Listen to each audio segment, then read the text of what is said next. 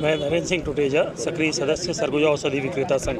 मांगों को लेकर के अब दुकानें बंद किया गया है, किस प्रकार देखते हो, क्या मांगे हैं आप लोगों की? आज AIOCD के तत्वावधान में ऑल इंडिया केमिस्ट स्ट्राइक है। पूरे देश के 12.5 लाख से अधिक केमिस्ट बंधु एक साथ आज पूरे देश में दवा दुकानें बंद किए हैं और उसका उद्देश्य है ऑनलाइन दवाई सबसे बड़ा स्वास्थ्य के लिए जो खतरा उत्पन्न हो रहा है।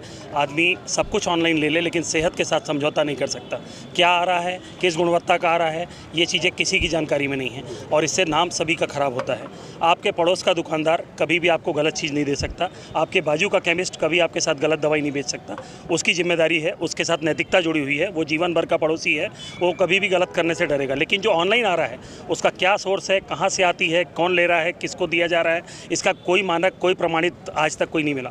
इसको ट्रैक करना इतना मुश्किल होता जा रहा है कि धीरे धीरे चीज़ें बदतर स्थिति में होती जा रही हैं। जैसा भैया ने बताया, नशे का लेकर के भी बहुत बड़ा एक चिंताजनक स्थिति है और ऑनलाइन जो दवा विक्रय कर रहे हैं उनके अंदर कोई नैतिकता, किसी प्रकार का कोई नियम बंधन नहीं है। इस कारण से स्थिति दिन ब दिन बिगड़ती चली जा रही है। ऑनलाइन दवा की बिक्री बंद नहीं होती तो क्या करेंगे, आगे क्या रणनीति रहेगी? आगे की रणनीति जैसा ऑल इंडिया AIOCD के तत्वावधान में हमारे राष्ट्रीय नेतृत्व, प्रादेशिक नेतृत्व, जिला नेतृत्व तय कर रहा है। आने वाले समय में यदि इस पर कोई कठोर रोक नहीं लगती, कार्रवाई नहीं होती तो अनिश्चितकालीन बंद के लिए जा सकते हैं। और प्रशासन को हम इस बारे में पूरा आश्वस्त कर रहे हैं कि मरीजों की जान माल की रक्षा की हमारी जिम्मेदारी है। इसलिए इस बार भी जो हड़ताल हुई उसमें भी जो इमरजेंसी दवाइयाँ हैं, चाहे वो शासकीय दुकानें थी या इंडोर जो IPD के अंदर अस्पताल में भर्ती मरीजों की, वो हमने व्यवस्था दी है, छूट दी है। लेकिन आप समझे कि ये जनता के हित में, जनता के लिए किए जाने वाला, उनके भविष्य को सुरक्षित किया जाने वाला सरगुजा औषधि विक्रेता संघ का कदम है और राष्ट्रव्यापी इस आंदोलन में हम सब समर्थन में हैं।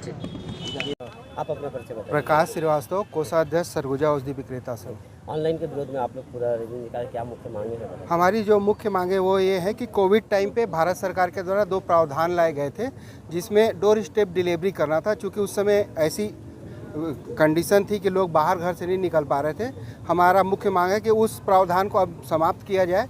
उस प्रावधान के आड़ में जो क्या बोलते हैं, अभी हमारे घर घर नशीली दवाइयाँ पहुंच रही हैं, दवाओं की जो दवाई डिलीवर हो रही है उसकी गुणवत्ता प्रभावित हो रही है। और सबसे जो मुख्य मांग हम जो प्रभावित, हमारा जो केमिस्ट है वो तो प्रभावित हो ही रहा है, 12.5 लाख। उनके साथ में उनका परिवार का सदस्य और हमारे केमिस्ट शॉप में जो कर्मचारी काम कर रहे हैं उनकी संख्या लगभग 50 लाख है।